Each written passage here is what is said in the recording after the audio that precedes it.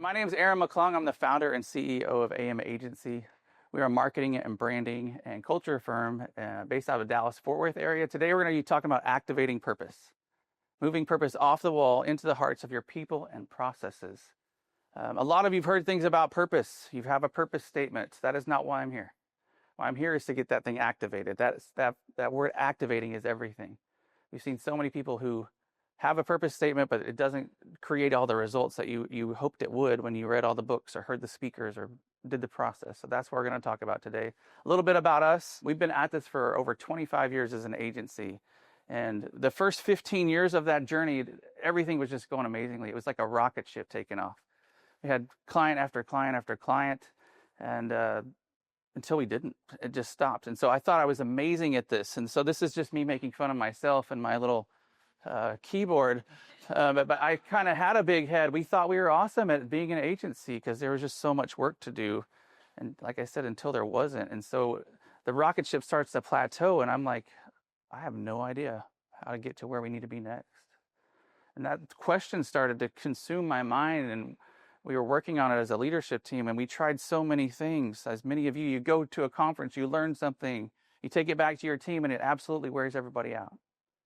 And even worse is it didn't work. Everything we tried may have been helpful and educational, but it just didn't get the rocket ship rising again.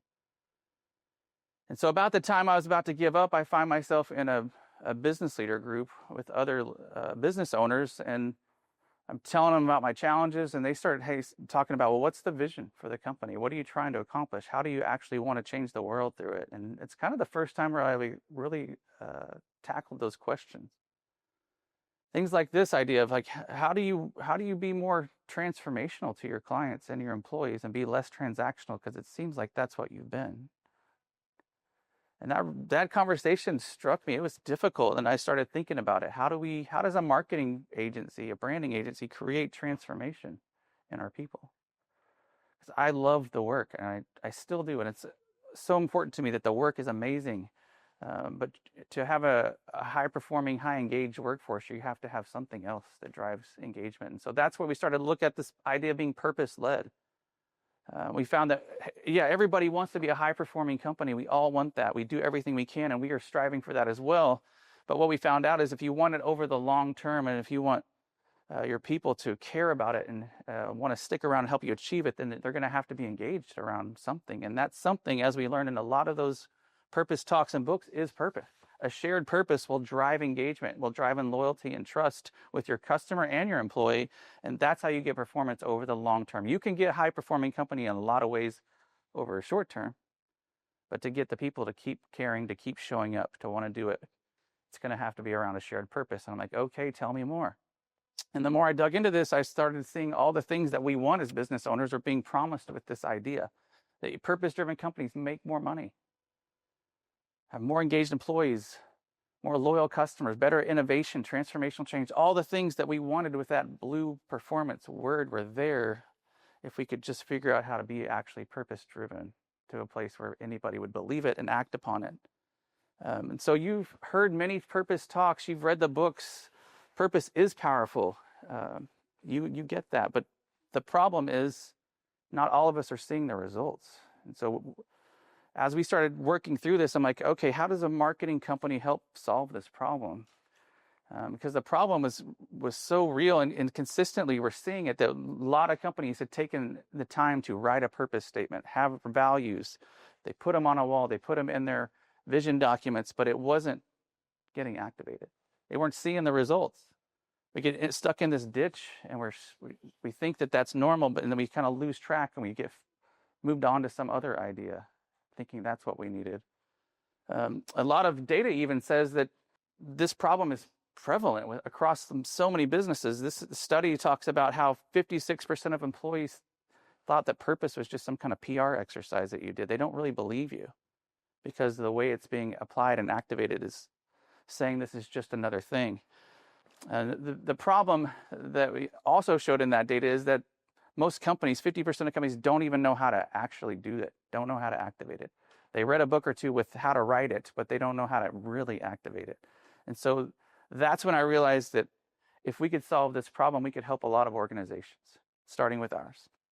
And so that's what we dug into. How do you get purpose from just being words on the wall to being truly activated? We spent a couple years digging in, trying to figure that out.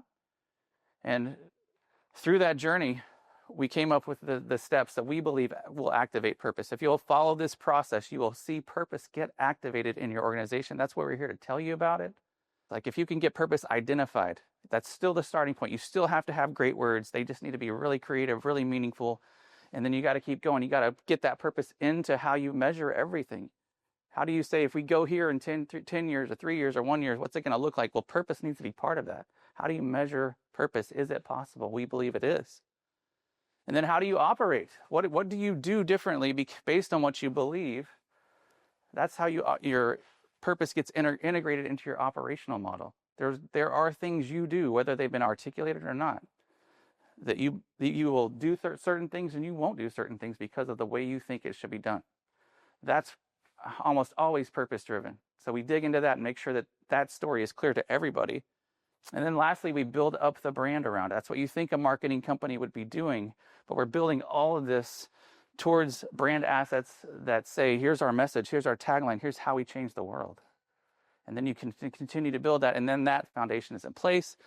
And then you get onto culture and marketing. So we have to have a culture that continually believes all the things we established every day, that their processes, their conversations with their supervisor, everything that we talk about is pointing back to our purpose and our values, and then marketing has to lead with it as well. And then you can truly get it activated. So that's what we're going to look at. Let's dig in. So what do we actually mean by the word purpose? What is our definition? Because that can be a fluffy word, right? Our definition is not just what your reason for existence is, but it's how do you, as an organization, transform the lives of people? The greatest purpose is the transformation of others. It is not the transformation of your bank account. Right? And so if you do a great job, you will make money, you will perform well, but if I don't have any transformation of lives to come with it, it's going to be empty, right? And so whether you realize that now or later, hopefully I'm not the first person to share that with you, but at the end of that career, you're going to look back and say, who mattered? Who mattered in my life? How did we make an impact in other people's life? That is a purpose-led organization. So if you can figure out how you change the lives of people, then you're on your way, okay? So that's our definition of purpose. And then for me, I got to stop here that as a leader, it has to be activated in me before it can be activated in anybody else. This is typically a top-down initiative because you can't drag this through an organization up. Like, it has to be, the whole organization is on this journey. And for me, I had to stop and it had to be activated in me. I am not a people person. The people that are in this room knew that within seconds, right? And so the rest of you will figure that out. But I am not a people person, but I'm not off the hook. I still have to create this organization where people can be transformed. And so I had to be broken on this idea first. And that's our next thought, is that when your heart is broken for the people that you serve, then you will have purpose come alive in you. You will put the effort in place. You will stick with it. You will invest in it. You will do all the things that you need to do to put the system in place. That purpose, however different it looks in all your different people, they can all find their way to get engaged with your purpose, including you. And so that's the model. That's why we are here to talk about that. How do you actually get that journey going? How do you start doing purpose messaging the right way? And I'm going to say this is not it. All right.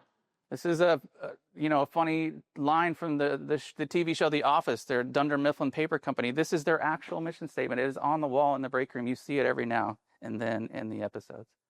But when we look at this, it's just so many words. It's generic. If you watch the show, you know that none of this is true. This is not real. These people don't care about these things, and it's become on the wall, literally in the break room, and it's being completely ignored. And so this is not what we want. This is actually only even half of it. It is really long and really boring, and it's not the kind of thing that will inspire an entire culture, which is what we want. But we still need great words. So how do we actually write a purpose statement that is going to matter? And so that's what we start looking at. Your company purpose statement, it has to be describing how you authentically impact lives. We said it's about the transformation of others. How does that happen? And it happens in every company. Just because you make a widget or something that you think is mundane, if there are people involved, then it is meaningful. Okay, so you have to dig into that. it should not mention your literal products and services. This is just a practical one. If it's too narrow and it's all about products, which is similar to that Dunder Mifflin one, they're just talking about very specific things, and you can't evolve, you can't grow, you can't change as the market changes. So this is just about being high level, and we'll look at some examples here soon. It's got to be built on a core problem and a core belief. What the heck do I mean by that? This is where we start to get into some of the how that starts to change things. If you can really get into a problem and a core belief that define your organization, then you can start to get some messaging that's going to be different and going to matter and get to the emotions that we're looking for. Lastly, it's got to be unique as possible from your competitors. And so in the next few minutes, we're going to look at how to do a core problem statement, a core belief statement, and how to actually make it unique. Let's dig in. So core problem is an obstacle or challenge the world faces if there's no you. If your company doesn't exist, does it change anything for them? Is the world a worse off place? That's the problem. We got to identify it. So if our team doesn't know what the problem we're solving is, then they are going to 100% become transactional and just be checking off boxes, right? So if we can identify that, then we can rally around how to correct that problem, right? So that's the core problem. Core belief is a deeply held belief that's driving the behaviors, the way that you do things in your organization. It should convey how you're going to solve that problem. So these core belief and core problem work together really well. Let's look at some examples so you can make some kind of sense of what I'm talking about. This company called Mazan. This is their before picture. Please do not think this is our work. This happened before. This is the before. These two ladies run this amazing company. Their parents started it. It's been going for almost 50 years now. They do invoice factoring, which I am like, what is invoice factoring? Right? But it's a type of short-term loan for business owners who, typically it's like, let's think of like a construction environment where you're not going to get paid for 6 months sometimes, and you've got to run cash flow and pay for that. You got to get this thing to happen so that you will get paid. In that situation, they'll give you a short-term loan on your invoice. It's coming. You're going to get paid on it, and they'll take a fee, and everybody's happy, and the world's a better place, right? And so everybody can thrive and move on. But what we see here before is they knew that this was outdated looking. They knew that. They know they wanted to update it. But there's no transformation here. It's just, we do invoice factoring. We've been doing it for a long time. Do you want that? Right? There's no story. There's no transformation. There's nothing I need to believe about that, right? So in that environment, you're just basically a Google search from everybody else, right? And so how do we make this thing matter? How does invoice factoring actually help change the world? That's what our core problem needs to identify. So that's what we did. We dug in. We started learning about it. Like, what's the impact if there's no tool like this in the world for helping small businesses? And so we found out that 2,000 businesses fail every day due to the lack of cash. Every day. I can't imagine being one of those 2,000 who have to go to your employees and say, it's over. Or go take that home to your spouse or your kids and say, hey, we got to start over. That's a horrible problem. Right? And they weren't thinking about this way. And so we did the research, like, how do you come up with a number like this? Well, you got to start thinking about, how does your service, your industry matter? Is there data? Sometimes it helps to put numbers to it. All right, so what do they believe? They don't want those 2,000 businesses to fail every day. But what do they believe? They believe every business deserves the opportunity to prosper. They want those small businesses to succeed just like they did, like their parents did, had the cash flow to show up and pay payroll and make things happen. And change the lives of their own people, right? And so then what's the core purpose? If you've got that the problem clear and the belief clear, what are we going to do about it, right? What are we going to show up and do? We help businesses keep their dream alive, that American dream, just like their family, so more people can thrive. So that's what they show up for. That's what Mazan's all about. And so if you can start to think about that, these three ideas, this becomes like their elevator pitch. When that business owner calls and says, hey, I'm struggling with cash, and hey, they've probably been rejected at the bank. There's all kinds of things in the stress they've been through, right? And they get on the phone with Mazan as we know your pain. We know your world. We're in the same place. We want to make sure that you don't be one of these 2,000 people that fail. We believe you deserve the opportunity to prosper, and we're going to help you do it. Right? That is a different conversation. And that's their new starting point. That's purpose-driven. Now I can get a whole culture to care about this the same way that I'm not just moving invoices or calling on people to make sure they pay them, right? It is about, if this business model can be successful for the customer and for us, then we're going to help a lot of people and we're going to transform their lives. That is a purpose-driven organization. And oh, by the way, yes, we updated their brand. You're very welcome, right? And so new branding is much more modern. It's all about moving these small business owners forward. You can see the brand in a nutshell here. A lot of the elements come together. Their tagline, funding you forward. That's some great colors. They are ready for the next generation, right? They're ready to help a lot more people and not have that dated look to it that maybe was reflecting poorly on the quality or the connections they want to make. This is ready to go. So that's where you want to get brand assets that are built on this purpose idea. Show me who you're transforming, right? Let's look at another example. The company called National Safety Compliance. They do OSHA safety training. Does everybody love OSHA? Right? Kind of a tall order to make OSHA meaningful, right? You'd think that that would be difficult because it's such a compliance-based customer exchange, customer relationship. So this was there before. This is what their website looked like before. We like to look at websites because it makes a business think about everything they need to think. Here's our logo, here's our messaging, how are we starting conversations? It's a great test on, is purpose being led? Is it purpose-led? Is it a purpose-driven organization? And so what I see here, no story, no transformation, very similar to what we looked at earlier. It's like, hey, we sell safety posters and tools and manuals. Do you need to buy that? If you need that, literally again, in a world of Google searches around safety and OSHA compliance, this doesn't stand out, right? And so how do we make something happen meaningful here? And so we dug into the core problem, right? We're trying to learn what that is. A core problem for them is that we found that 6,000 people are injured at work every day, and 15 of them won't make it home.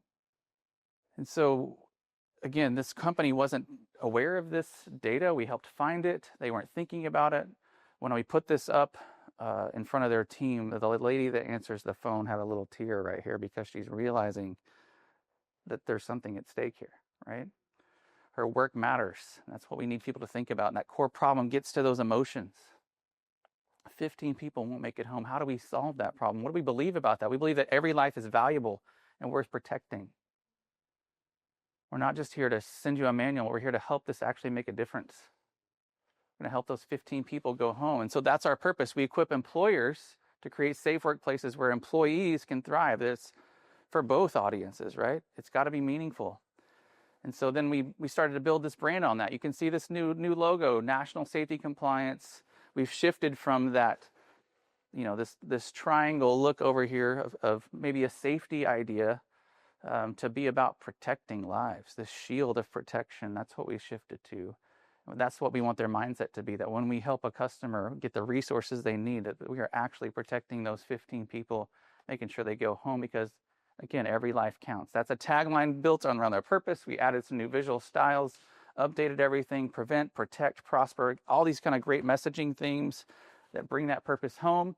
And then we said, hey, lead with this idea that you are helping those 15 people go home every day.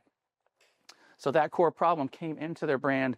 This became a part of their visual identity. This for the 15. They can literally have it on their hearts and their minds as they show up for work today. And then some people ask us, well, how do you get that into a website? How do you change that process? And so that's what we did here. You can see a couple of screens from their website. It's got to be purpose and products. You have to help people understand what you do. That's not what we're saying, but it's got to be, how does it make a difference?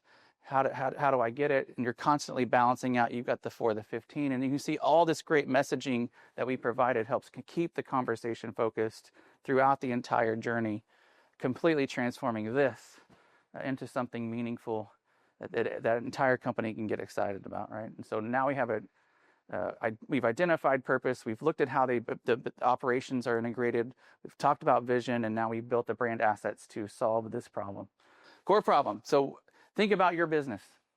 What happens if there's no you, right? The same way that we looked at those other two examples, like if your company doesn't exist, is the world a better or worse place, right? If your industry doesn't exist, what happens? That's where you start it. And then for core belief, you need to be thinking about these questions. What do you believe about that problem? What beliefs drive how you deliver your services? What beliefs drive your culture? We looked at those two examples, and so you should start to see, hey, people are getting hurt. We believe that every life is valuable. And so we're going to show up, right? The core problem and the core beliefs come together, and you built this purpose idea. How do we change the world? How do we show up? How do we make sure those businesses don't fail because they run out of money? How do we make sure that employers and employees are thriving and not getting hurt at work, right? So bring it all together. That's how you build a purpose statement that's going to get to that emotional place that will drive engagement long term. All right, let's keep going. So we talked about the core problem and core belief, but we also said there at the end that the purpose has to be unique from your competitors. How in the world would you do that? If there's a million of you on the street out there, so many options in your business as competitors, how do you make it unique? Well, let's look at that. We believe that your story is unique. We believe that you've been on this journey in your business, and that you are unique, that you've been wired for a unique purpose. And the way that the company's been founded and come about is there's so much purpose in there. There's something that drove the need to create that business. And if we can dig into that, there's so much good that we can build off of. Let's give you an example of a company called Van's Kitchen. So this was their before picture. Van's Kitchen is an egg roll manufacturer. They had their picture of their food, make every bite the best one, but everything else is pretty kind of simple, right? And there's not a whole lot of personality, not a lot of story being told, right? But when you dig into this story, it's actually an amazing story. And so they asked us to come in and be part of this transformation to be more purpose-driven and build a why that they could care about, their company, their employees could care about, their customers. And so that's what we did. So how do we transform this? Well, we dug in and immediately visually tried to update some things to be a little bit more interesting. We shifted from this type of photography to this aerial photo. We just felt like that was more modern. We brought some color palettes in with some textures, with some more energy, right? Updated their logo a little bit. But what we really wanted to build on was this story. And so I'm going to tell you the story that they told me and want you to see how meaningful it is and how it could have been and now is leading their whole purpose conversation. So their story, Van's Kitchen was started by this family that were in Vietnam in the 60s. Does anybody know how difficult it was to be in Vietnam in the 60s, right? And so the communists were taking over. It's getting pretty scary. Families like the Nguyen family here had to decide, are we going to stay here and try to survive this, or do we have to completely go somewhere else? And so they chose, hey, we're going to have to leave. This is too much. It's not safe. We got to go. And so they came to the United States in the 60s. And so here's Mr. Nguyen and Miss Kim, his wife, and their daughter Teresa here. She was about 2 years old, and this is soon after they came to the United States. The story goes that he came over first, and he actually started helping the military with translations leading up to the Vietnam War. And his wife, Mrs. Kim, came over with Teresa, and the story is she had $40 in her pocket. She landed in one city across the country from her husband and tried to figure out how to get to him. So crazy story. And I'm like, wow, this is so interesting. And then they end up serving in the military. They end up starting a restaurant. And then in 1986, they realized that their best business move was to start a egg roll manufacturing company called Van Oriental Foods. And so this was what it looked like back then. Here's Teresa on the right. She was just graduated from college, and she's like, hey, I'll come help you out for a few months with sales. And so that few months turned into 30 plus years of her being there. And so this family just working really hard. I love this picture. I feel like this is small business in America. They've got their team photo, and they've got the graffiti over their logo, because this is what we go through as business owners. It's funny because it says HALEN under it. So it's basically someone wrote the word Halen. So it's Van Halen, which is a perfect thing to do in the 80s for that. So anyway, the challenges of that, this family is just doing everything they can to succeed in that American dream that they're pursuing. And so, wow, what a powerful story. And as they go, Teresa's helping with sales. She later gets married to this guy named Carl, and they're both doing sales and helping around the business and running it. And here she is, this petite Asian woman who's going in and selling egg rolls to this typically room of older white dudes. She's not supposed to be succeeding, but she has so much determination and drive that she does. Here's her with a check from Skaggs Alpha Beta. And so she's thrilled. And so just this story, I'm like, wow, this story is so inspiring. I think people are going to want to talk about it. And so as Teresa at the time was now the CEO, and she brought us in to tell this story. And so we said, hey, this is an amazing story. We have to talk about it. It is very unique. No other egg roll manufacturer has this story. And so we can build a unique purpose around it, and that's what we did. Here's their purpose statement. Let's look at it. Tell me when you see it talk about egg rolls.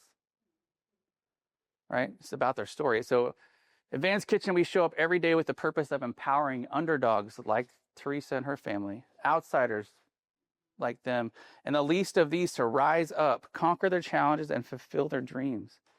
And the deeper we dug into this story, it's like there were so many people with that same story of an immigrant or minorities who are coming and being not having the opportunities that a lot of us have. They've found a place to have those opportunities at Advanced Kitchen.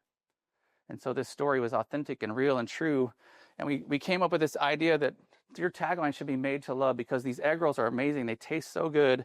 You will love them, but it's also the people that are making them are made to love too. And so this is truly a place where people can rise up, conquer their challenges, and fulfill their dreams. And we want to have customers who care about this. And if you care about this idea of, there's room at the table for everyone. This is some of the messaging that we started to lead with in their organization, that this truly is a place where that kind of opportunity and people can thrive. And we started to see their story. This is really true. So 58% of their employees, which they call role models, you like that?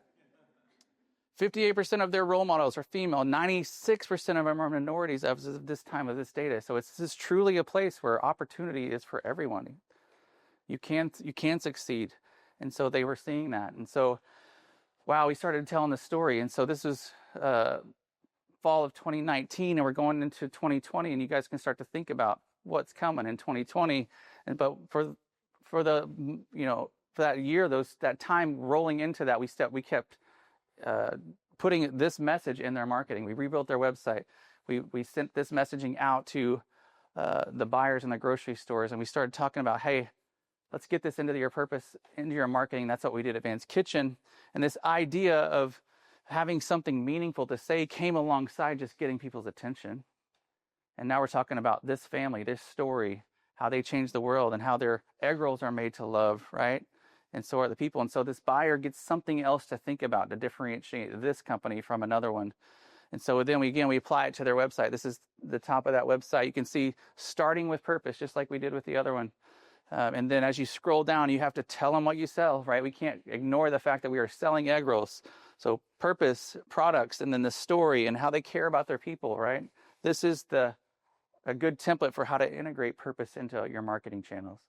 And then they kept going. So their marketing strategy was very much about trade shows and a B2B model around the buyer to put this product on their shelves, right? And so this is a picture of their sales team going to a trade show, and you can see this brand is everywhere.